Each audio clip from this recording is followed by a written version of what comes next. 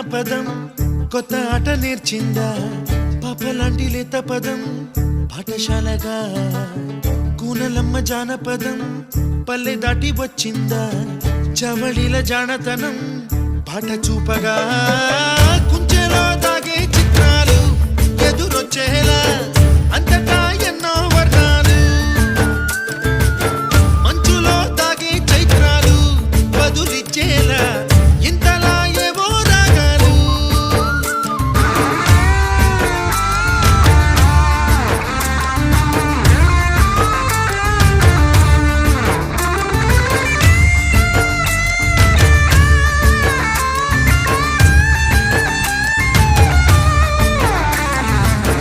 ఆకతాయి సందడిగా ఆగలేని తొందరగా సాగుతున్న ఈ పయనం